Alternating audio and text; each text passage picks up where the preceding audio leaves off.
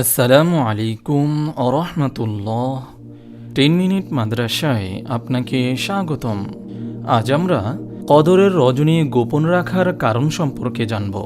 হাজার মাসের চেয়েও শ্রেষ্ঠ যে রজনী তা হচ্ছে লাইলাতুল কদর, যে রাতের কল্যাণ ও সওয়াবের কথা কোরআন ও হাদিসে বর্ণিত হয়েছে।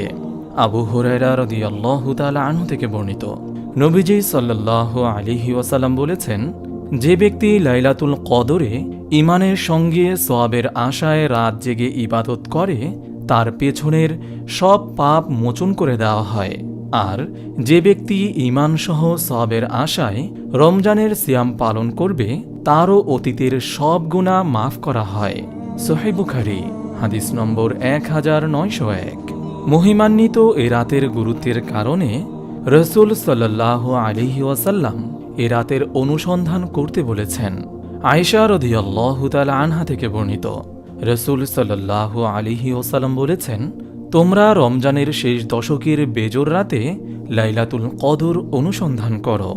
সহিহ বুখারী হাদিস নম্বর 2017। প্রশ্ন হচ্ছে, এত গুরুত্বপূর্ণ রাতকে আমাদের থেকে গোপন রাখার রহস্য কি? এর যথাযথ কারণ একমাত্র মহান রব্বুল আলামিন ভালো জানেন। তবে ওলামায়ে কেরাম মহিমান্বিত এই রাতকে অস্পষ্ট রাখার 4টি রহস্য বর্ণনা করেছেন।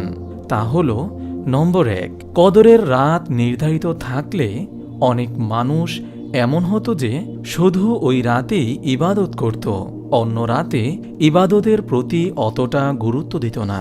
মহান রব্বুল আলামিন এই জন্য অস্পষ্ট রেখেছেন যাতে রমজানের শেষ দশকে মুসলমানরা পুরোদমে ইবাদত বন্দিগিতে লিপ্ত থাকে। যেমন জুমার দিন যে সময়টিতে দোয়া কবুল হয় সেই সময়টি গোপন রেখেছেন যেন বান্দা জুমার দিন পুরো সময় ইবাদতের জন্য সচেষ্ট হয়। হাফেজ ইবনে হাজার রহমতুল্লাহি আলাইহি ইঙ্গিত করেছেন যে লাইলাতুল কদর গোপন রাখার রহস্য হচ্ছে যাতে মানুষ ওই রাতের সন্ধানে কষ্ট করে তা পাওয়ার জন্য আমল করে। এর পরিবর্তে যদি এই রাত নির্ধারিত হয়ে যেত তাহলে মানুষ শুধুমাত্র এই রাতেই ইবাদতে সীমাবদ্ধ থাকত। নম্বর 2, উবাদা ইবনুস সামিত রাদিয়াল্লাহু তাআলা আনহু বলেন, একদা নবীজি সাল্লাল্লাহু আলাইহি ওয়াসাল্লাম আমাদের লাইলাতুল কদরের নির্দিষ্ট তারিখ অবহিত করার জন্য বের হয়েছিলেন। তখন দুজন মুসলমান ঝগড়া করছিল। তা দেখে তিনি বলেন, আমি তোমাদেরকে লাইলাতুল কদরের সংবাদ দেওয়ার জন্য বের হয়েছিলাম। তখন অমুক অমুক ব্যক্তি ঝগড়া করছিল, ফলে তার নির্দিষ্ট তারিখের পরিচয় হারিয়ে যায়। সম্ভবত এর মধ্যে তোমাদের জন্য কল্যাণ নিহিত রয়েছে। সহিহ বুখারী হাদিস নম্বর 2023। এই হাদিস থেকে বোঝা যায় মুসলমান পরস্পর ঝগড়ায় লিপ্ত হলে আল্লাহ তাআলা আমাদের থেকে অনেক বরকত ও কল্যাণ তুলে নেন। এটা আমাদের জন্য এক ধরনের সতর্কবার্তা যে পারস্পরিক কলহ বিবাদ আমাদের ধ্বংসের দিকে নিয়ে যায় এবং কল্যাণের পথকে রুদ্ধ করে দেয়। নম্বর 3, মানুষের স্বভাব লুকায়িত জিনিস সন্ধানে একটু বেশি মরিয়া হয়ে থাকে। আল্লাহর নৈকট্য লাভের আশায় আল্লাহর প্রিয় বান্দারা এই লাইলাতুল কদরের জন্য উদ্গ্রীব হয়ে থাকে।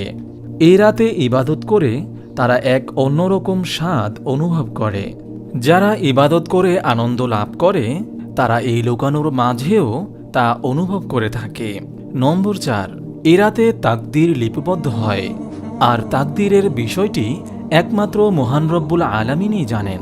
যেভাবে তাকদীরের বিষয়টি গোপন রাখা হয়েছে তেমনি যে রাতে তাকদীর লিপিবদ্ধ হয় সে রাতকেও আমাদের থেকে অস্পষ্ট করা হয়েছে।